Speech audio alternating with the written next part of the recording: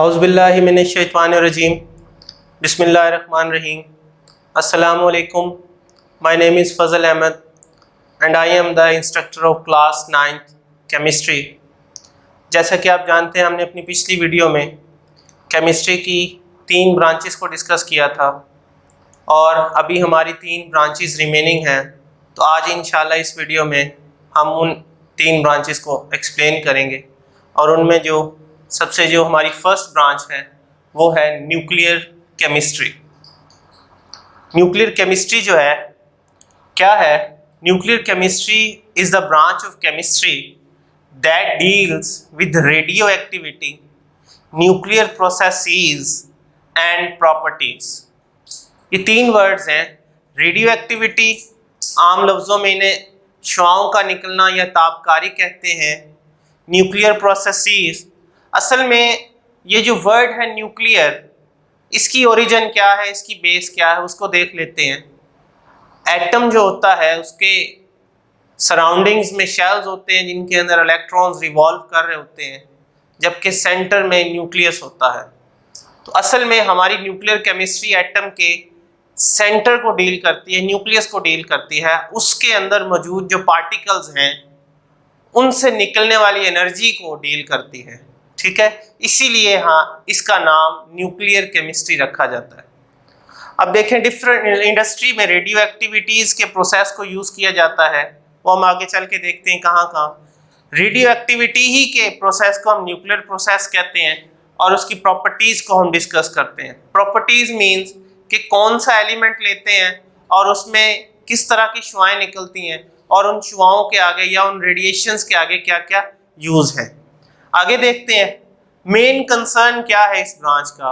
इसका कंसर्न है atomic energy. देखिए वही बात आ गई, इसका मेन कंसर्न एनर्जी है एंड इट्स यूज़, और उसका यूज़ है कहाँ? डेली लाइफ में। इसके अलावा it also includes the study of chemical effects resulting from the absorption of radiation with in animals या प्लांट या अदर मटीरियल्स। अब कहना क्या चाह रहे हैं कि कोई मटेरियल हो या प्लांट हो या एनिमल्स हो, जब इनकी बॉडीज पर रेडिएशन जज़ब होती हैं तो उसके नतीजे में क्या केमिकल इफ़ेक्ट्स होते हैं। इसको थोड़ा सा हम एग्जांपल की मदद से देखते हैं। जैसे हमारी मेडिकल डायग्नोसिस होती हैं। एक्सरे एक हमारी रिपोर्ट है जिसके ज़रिए से हम बॉडी के किसी फ्रैक्चर्ड हिस्से को स्कैन कर सकते हैं। अगर कोई हड्डी टूट जाती है या बॉडी के इनसाइड कोई प्रॉब्लम है तो एक्स रेज जो हैं ये रेज हैं, देखिए नाम से जाहिर हो रहा है ये शुआएं हैं।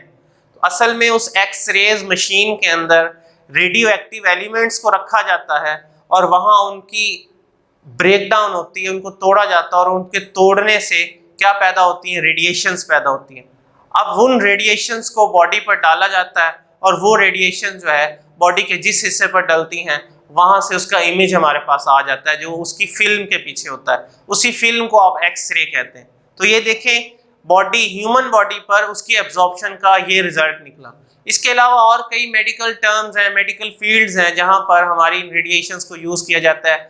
जैसे आप नेक्स्ट चैप्टर में चल के पढ़ेंगे, रेडियो एक्टिविटी एक टर्म है, या केमोथेरेपी या रेडियोथेरेपी एक टर्म है जिसके ज़रिए से किसी भी ह्यूमन बॉडी के अंदर मौजूद कैंसर का ट्रीटमेंट किया जाता है डिफरेंट एलिमेंट्स को यूज़ करके। ठीक है, इसके अलावा इस रेडियो एक्टिविटी की मदद से हम इससे निकलने वाली एनर्जी से इलेक्ट्रिसिटी प्रोड्यूस करते हैं। ये भी आप फर्दर टॉपिक्स में जाकर देखेंगे। तो ये है इसकी एग्जांपल्स। अब आप देखें एप्लीकेशन इसकी देख लेते हैं, वहाँ क्या लिखा हुआ है। मेडिकल ट्रीटमेंट, जैसे मैंने आपसे कहा रेडियोथेरेपी है, ठीक है, यानी बॉडी के अंदर मौजूद कैंसर, उसके इलाज के लिए आप रेडिएशंस को यूज़ करते हैं। प्रिजर्वेशन ऑफ फूड है, खुराक को हिफाजत देने के लिए उसके अंदर कुछ ऐसे एलिमेंट्स की रेडिएशन को अप्लाई करते हैं जिससे उसके अंदर हार्मफुल सब्सटेंसेस मर जाते हैं। And generation of electrical power, ये देखें वही बात आ गई कि बिजली को पैदा करने का अमल भी इस रेडिएशन की मदद से पूरा किया जा सकता है। रेडिएशन जो है उसको निकलने वाली एनर्जी से पानी को हीटअप किया जाता है। वो पानी जब हीटअप होता है तो स्टीम बनता है। उस स्टीम से हमारे टरबाइंस रन करती हैं और उन टरबाइंस से आगे जनरेटर लगे होते हैं, वो रन करते हैं और उन जनरेटर से आगे इलेक्ट्रिसिटी प्रोड्यूस होती है। तो ये एक कॉम्प्लेक्स प्रोसेस है। बहरहाल हमने इस ब्रांच में ये देख लिया कि हमने रेडिएशन को डील करना है, एटम्स या एलिमेंट्स के अंदर मौजूद जितनी भी एनर्जी है उसको यूज कहाँ कहाँ हो सकता है। नेक्स्ट देखते हैं, हमारे पास ये एक डायग्राम है, उसमें आप देख सकते हैं कि ये आपके पास एक एटम है, ठीक है। आपने इस पर न्यूट्रॉन्स की बम्बार्डमेंट की है जो कि बहुत ज़्यादा एनर्जेटिक होते हैं। जब ये न्यूट्रॉन्स की बम्बार्डमेंट करते हैं तो ये न्यूट्रॉन्स इस एटम के न्यूक्लियस को तोड़ देते हैं, और इसके तोड़ने के अमल को ही आप न्यूक्लियर फिशन कहते हैं, जो कि न्यूक्लियर केमिस्ट्री का ही एक एस्पेक्ट है, एक पहलू है। अब आप देख सकते हैं ये एटम टूट कर डिफरेंट सब एटॉमिक पार्टिकल्स में डिवाइड हो जाता है, या और इसमें से नए एटम्स निकल आते हैं। तो यही हमारा मकसद होता है, और इसके साथ साथ इसमें से क्या निकल रही होती है, एनर्जी निकल रही होती है। तो ये थी हमारी न्यूक्लियर केमिस्ट्री। हम नेक्स्ट देखते हैं, हमारे पास जो ब्रांच है that is environmental chemistry. Environmental में आप देख लें, ये इतना वर्ड क्या है, माहौल है, ठीक है। अब सिंपल वर्ड्स में कहें तो ह्यूमन एक्टिविटीज का माहौल पर क्या असरात हो रहे हैं, या माहौल के ह्यूमन पर या दूसरे लिविंग ऑर्गेनिज्म या नॉन लिविंग बॉडीज पर क्या असरात हो रहे हैं, अगर हम उसको स्टडी करते हैं तो ये इन्वायरमेंटल केमिस्ट्री कहलाती है। आप देख सकते हैं, it is the branch of chemistry in which we study about components of environment. अब कंपोनेंट्स ऑफ एनवायरनमेंट से क्या मुराद है, माहौल के अज्जा जैसे एयर, वाटर, लाइट, ठीक है, या लिविंग बॉडीज, ह्यूमन, एनिमल्स या प्लांट्स, ये सब कंपोनेंट्स हैं इन्वायरमेंट के, इन सब की स्टडी करते हैं। और इसके अलावा क्या करते हैं, इफेक्ट्स ऑफ ह्यूमन एक्टिविटीज, के इंसान जो एक्टिविटीज परफॉर्म कर रहा है उसके क्या असरात हो रहे हैं, किस पर, ऑन द एनवायरनमेंट, माहौल पर। अगर हम मिसाल के साथ इसको वाज़ेह करें तो आपको पता है दिन ब दिन गाड़ियों की बढ़ती हुई जो तादाद है, हम उनमें फ्यूल यूज़ करते हैं, और जब वो फ्यूल बर्न होता है तो फ्यूल बर्न होकर वो बहुत ज़्यादा हार्मफुल जो है टॉक्सिक या हार्मफुल केमिकल रिलीज करता है, वो सारा हवा में आता है, और हवा सारी क्या हो रही है, पॉल्यूटेड हो रही है। तो अल्टीमेटली हमारा इन्वायरमेंट पॉल्यूट हो रहा है। इस तरह से बहुत सी इंडस्ट्रीज से निकलने वाला धुआं, या हमारे डोमेस्टिक लेवल पर बहुत सी ऐसी वेस्ट हैं जो हम डायरेक्ट वाटर में या एयर में डाल देते हैं, जिससे एयर भी पॉल्यूटेड हो जाती है, वाटर भी, और ओवरऑल हमारा इन्वायरमेंट पॉल्यूटेड हो जाता है, जिसकी वजह से हर जानदार जो है और हर बेजान चीज़ को उसका कुछ ना कुछ असरात का सामना करना पड़ता है। आप देख सकते हैं ये इन्वायरमेंटल केमिस्ट्री जो है सिर्फ अकेली खुद ही नहीं है, इसके साथ साइंस की दूसरी ब्रांचेस भी रिलेटेड है, like biology means living organism पर इफेक्ट्स और उनका इन्वायरमेंट पर इफेक्ट देखते हैं, या जियोलॉजी, जियो मीन होता है अर्थ, तो ज़मीन की स्टडी, मतलब माहौल के हवाले से हम ज़मीन की स्टडी करते हैं, या ज़मीन पर क्या क्या चेंजिंग्स आ रही है। इकोलॉजी इट्सेल्फ माहौल की स्टडी है, ये बायोलॉजी में पढ़ी जाने वाली टर्म है। सॉइल को हम स्टडी करते हैं एंड वाटर को स्टडी करते हैं इन्वायरमेंटल केमिस्ट्री के पॉइंट ऑफ व्यू से। इसके अलावा the knowledge of chemical processes taking place in the environment is necessary for its improvement. अब द नॉलेज ऑफ केमिकल, हम क्यों इस नॉलेज को क्यों हासिल करते हैं, ताकि हम माहौल की बेहतरी कर सकें, इम्प्रूव कर सकें एंड प्रोटेक्ट कर सकें अपने इन्वायरमेंट को, किससे, पॉल्यूशन से।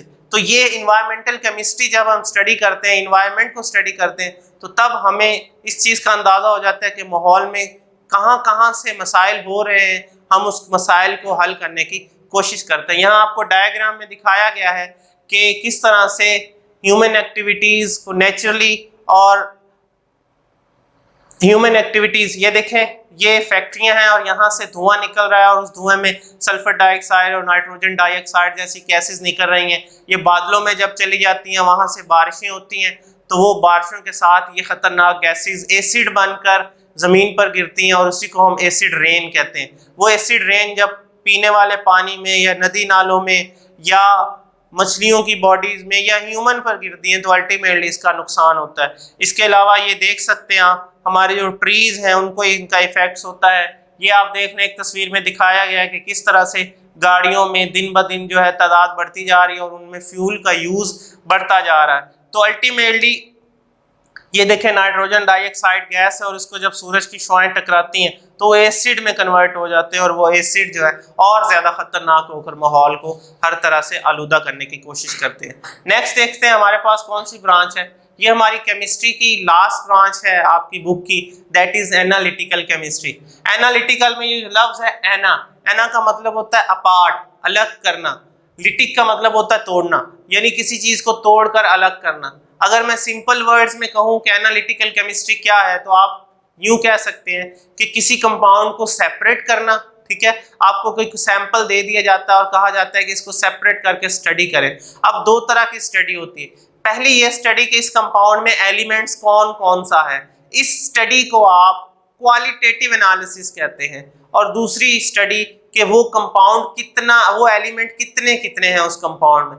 तो जब कितने का जिक्र आ जाता है तो नंबर्स आ जाते हैं, तो वो स्टडी जो कहलाती है वो क्वांटिटेटिव एनालिसिस कहलाता है। ठीक है, आप देख सकते हैं क्या कहा जा रहा है, एनालिटिकल केमिस्ट्री ब्रांच है केमिस्ट्री की जिसमें आप क्या करते हैं, सबसे पहले सेपरेशन करते हैं, अलग अलग करते हैं, जो मैंने यहाँ एनालिटिक का वर्ड का मतलब बताया है, और उसके बाद उसका एनालिसिस करते हैं। एनालिसिस मीन स्टडी करते हैं किसी भी सैंपल की, क्या करने के लिए, आइडेंटिफाई करने के लिए उसके कंपोनेंट्स। अब ये जो सेपरेशन है ये दो तरह की हो सकती है, एक क्वालिटेटिव हो सकती है और दूसरी क्वांटिटेटिव हो सकती है। जैसे मैंने बताया क्वालिटेटिव में क्या किया जाता है, सिर्फ आप उस सब्सटेंस की आइडेंटिटी करते हैं कि उसके अंदर कौन कौन सी चीजें शामिल हैं, या सिंपली ये कह सकते हैं कि उसकी कंपोजिशन में कौन कौन सी केमिकल स्पीशीज शामिल हैं। जबकि क्वांटिटेटिव एनालिसिस में आप स्टडी कर रहे होते हैं कि उन केमिकल स्पीशीज की अमाउंट कितनी है। ठीक है, हर कंपोनेंट की उस कंपाउंड के अंदर, उस केमिकल सब्सटेंस के अंदर अमाउंट कितनी है। तो इस तरह से इस ब्रांच में हम डिफरेंट टेक्निक्स भी यूज कर रहे होते हैं और इंस्ट्रूमेंट भी यूज कर रहे होते हैं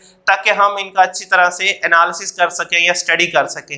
अब ये जो स्टडी है इसका स्कोप, या ये ब्रांच है इसका स्कोप हर फील्ड में। आप सिंपली देख लें कि जब हमारी बॉडी की किसी तरह की कोई रिपोर्ट होती है, हमारा ब्लड टेस्ट होता है, तो उसकी जो मुकम्मल कैलकुलेशन है वो हमें नंबर्स की शक्ल में और उसकी काउंटिंग की शक्ल में हासिल होती है। तो बेसिकली हमारा वो एनालिसिस हुआ है हमारे ब्लड का। तो देख लें फूड में इसका एप्लीकेशन है, फूड, इसके अलावा वाटर की फील्ड में, ठीक है, इन्वायरमेंटल केमिस्ट्री में और क्लिनिकल एनालिसिस में, हर लिहाज से हमारी जो एनालिटिकल केमिस्ट्री इन्वॉल्व है। अब मैं आपको एक एग्जांपल की मदद से नेक्स्ट स्लाइड पे दिखाता हूँ।